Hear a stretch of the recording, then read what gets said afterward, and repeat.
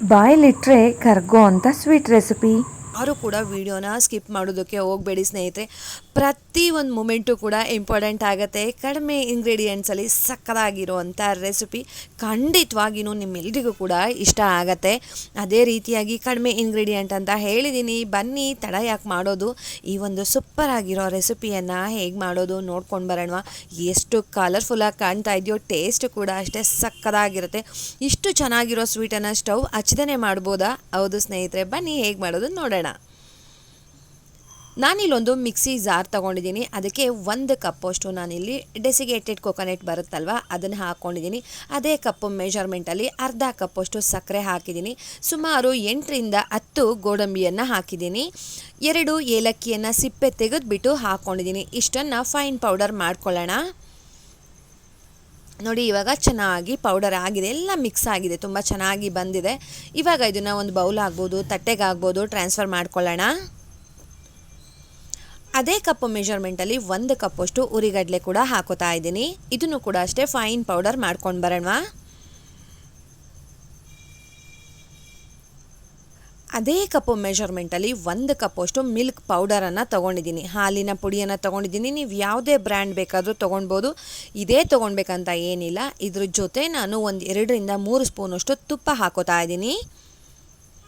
ತುಂಬ ಚೆನ್ನಾಗಿರುತ್ತೆ, ತಿಂತಾ ಇರಬೇಕಾದ್ರೆ ಆ ತುಪ್ಪದ ಫ್ಲೇವರ್ ಬರುತ್ತೆ, ತುಂಬ ಚೆನ್ನಾಗಿರುತ್ತೆ. ಆ ಒಂದು ಫ್ಲೇವರ್ ಆಗ್ಬೋದು, ಟೇಸ್ಟ್ ಆಗ್ಬೋದು. ಇವಾಗೆಲ್ಲ ನೀಟಾಗಿ ಮಿಕ್ಸ್ ಮಾಡ್ಕೊಂಬಿಡೋಣ.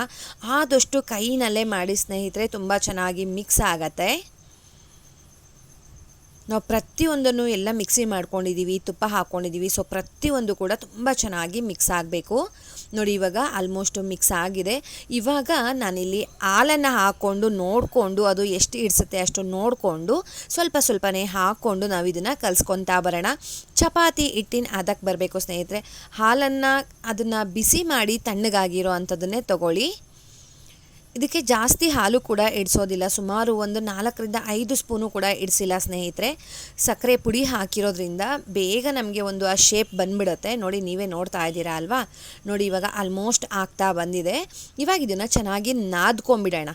ಎಲ್ಲೂ ಕೂಡ ಅದು ಒಡೆಯೋ ಚಾನ್ಸಸ್ ಬರೋದಿಲ್ಲ. ನೋಡಿ, ಈ ರೀತಿಯಾಗಿ ಚೆನ್ನಾಗಿ ನಾದ್ಕೊಂಬಿಟ್ಟು ಇದನ್ನು 2 ಪಾರ್ಟಿಷನ್ ಆಗಿ ಮಾಡ್ಕೊಂಬಿಡೋಣ.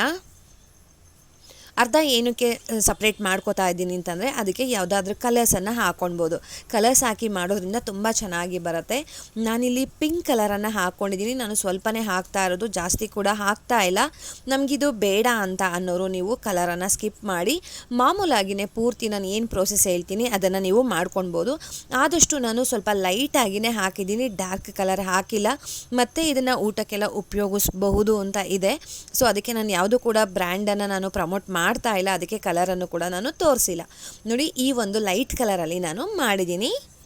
ನೋಡಿ, ಇವಾಗ ಇನ್ನು ಅರ್ಧ ಭಾಗ ಎತ್ತಿಟ್ಕೊಂಡಿದ್ವಿ ಅಲ್ವಾ, ಅದು ವೈಟ್ ಕಲರ್ ಇರೋ ಅಂಥದ್ದು. ಇವಾಗ ಅದನ್ನು ಒಂದು ಟ್ರಾನ್ಸ್ಪರೆಂಟ್ ಕವರು ಅಥವಾ ಬಟರ್ ಪೇಪರ್ ಇತ್ತು ಅಂತ ಹೇಳಿದ್ರೆ ಅದ್ರ ಮೇಲೆ ಹಾಕ್ಕೊಳ್ಬೋದು.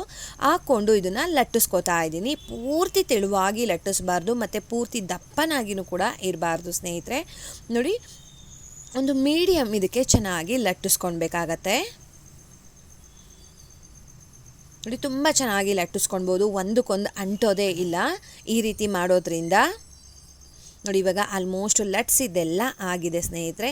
ಇವಾಗ ಆ ಒಂದು ಟ್ರಾನ್ಸ್ಪರೆಂಟ್ ಕವರ್ ಮೇಲ್ಭಾಗ ಏನಿದೆ ಅಲ್ವಾ, ಅದನ್ನು ತಕ್ಕೊಂಬಿಡೋಣ. ನೋಡಿ, ಎಲ್ಲೂ ಕೂಡ ಸ್ವಲ್ಪ ಕೂಡ ಅಂಟಿಲ್ಲ ಸ್ನೇಹಿತರೆ.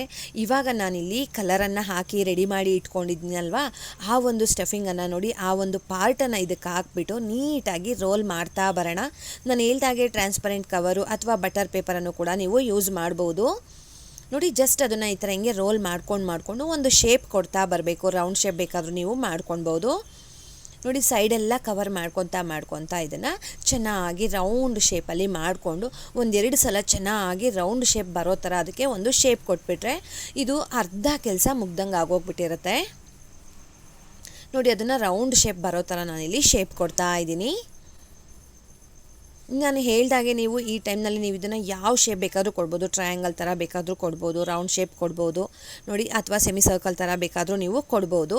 ನೋಡಿ, ಇವಾಗ ಪೂರ್ತಿ ರೌಂಡ್ ಶೇಪ್ ಬಂದಿದೆ. ಸೈಡಲ್ಲೆಲ್ಲ ಕವರ್ ಮಾಡಿಬಿಟ್ಟು ನಾನು ಫ್ರಿಡ್ಜ್ನಲ್ಲಿ ಇಡ್ತಾ ಇದ್ದೀನಿ. ಸುಮಾರು ಒಂದು 10 ನಿಮಿಷ ಇಡ್ತಾ ಇದ್ದೀನಿ, ಅದು ಚೆನ್ನಾಗಿ ಸೆಟ್ ಆಗಲಿ ಅಂತ. ನೋಡ್ತಾ ಇರ್ಬೋದು, ಇವಾಗ ಸೆಟ್ ಆಗಿದೆ. ಇವಾಗ ನಾವು ಯಾವ ಸೈಜಲ್ಲಿ ಬೇಕೋ ಆ ಸೈಜಲ್ಲಿ ಕಟ್ ಮಾಡ್ತಾ ಹೋಗ್ಬೋದು. ನೋಡ್ತಾ ಇದ್ದೀರಲ್ವ ಎಷ್ಟು ಕಲರ್ಫುಲ್ಲಾಗಿ ಕಾಣ್ತಾ ಇದೆ. ನೀವು ಇಲ್ಲಿ ಯಾವುದೇ ಫುಡ್ ಕಲರ್ ಬೇಕಾದರೂ ನೀವು ಯೂಸ್ ಮಾಡ್ಕೊಳ್ಬೋದು, ಅಥವಾ ನಾನು ಹೇಳ್ದಾಗೆ ಫುಡ್ ಕಲರ್ ಯೂಸ್ ಮಾಡ್ದೇ ಕೂಡ ಈ ಒಂದು ರೆಸಿಪಿಯನ್ನು ಮಾಡ್ಬೋದು ಸ್ನೇಹಿತರೆ. ತುಂಬ ಅಂದರೆ ತುಂಬ ಚೆನ್ನಾಗಿ ಬರುತ್ತೆ. ನಾನು ಹೇಳ್ದಾಗೆ ಇದಕ್ಕೆ ಸ್ಟವ್ವೇ ಬೇಡ ಸ್ನೇಹಿತರೆ, ಇನ್ಸ್ಟೆಂಟಾಗಿ ಮಾಡ್ಬೋದು. ನೀವೇ ನೋಡಿದ್ರಿ ಅಲ್ವಾ ಯಾವ ರೀತಿ ಇತ್ತು ಅಂತ. ಸೊ ನಿಮ್ಮೆಲ್ಲರಿಗೂ ಕೂಡ ತುಂಬ ಇಷ್ಟ ಆಗಿದೆ ಈ ಒಂದು ರೆಸಿಪಿ ಅಂತ ಅಂದ್ಕೊಂಡಿದ್ದೀನಿ. ಈ ಒಂದು ಸ್ವೀಟು, ಈ ರೀತಿಯಾಗಿರುವಂಥ ಸ್ವೀಟು ಯಾವ ಬೇಕ್ರಿನಲ್ಲೂ ಸಿಗೋದಿಲ್ಲ ಸ್ನೇಹಿತರೆ, ಅಷ್ಟು ಅದ್ಭುತವಾಗಿತ್ತು. ರುಚಿನೂ ಕೂಡ ಅಷ್ಟೇ ತುಂಬ ಚೆನ್ನಾಗಿತ್ತು. ನೀವು ಅಂದ್ಕೊಳ್ಬೋದು ಸಕ್ಕರೆ ಕಡಿಮೆ ಹಾಕಿದ್ದೀರಾ ಅಂತ ಹೇಳ್ಬಿಟ್ಟು. ಇಲ್ಲ ಸ್ನೇಹಿತರೆ, ಈ ಒಂದು ಕರೆಕ್ಟಾಗಿ ತೊಗೊಂಡಿರುವಂಥ ಮೆಷರ್ಮೆಂಟ್ಗೆ ಸಕ್ಕರೆ ಕರೆಕ್ಟಾಗಿ ಇತ್ತು. ಅರ್ಧ ಕಪ್ಪು ಸಾಕಾಗತ್ತೆ. ನೀವು ಬೌಲ್ ಮೆಷರ್ಮೆಂಟ್ ಬೇಕಾದರೂ ತೊಗೊಳ್ಬೋದು, ಕಪ್ ಅಂತಲೇ ಏನಿಲ್ಲ. ಮೆಷರಿಂಗ್ ಕಪ್ ಇಲ್ಲ ಅಂದರೆ ಪ್ರಾಬ್ಲಮ್ ಏನೂ ಇಲ್ಲ. ನೀವು ಕಾಫಿ ಟೀ ಕಪ್ ಬೇಕಾದರೂ ತೊಗೊಳ್ಬೋದು, ಅಥವಾ ಬೌಲ್ಗಳನ್ನು ಬೇಕಾದರೂ ನೀವು ಮೆಷರ್ಮೆಂಟಲ್ಲಿ ತೊಗೊಳ್ಬೋದು.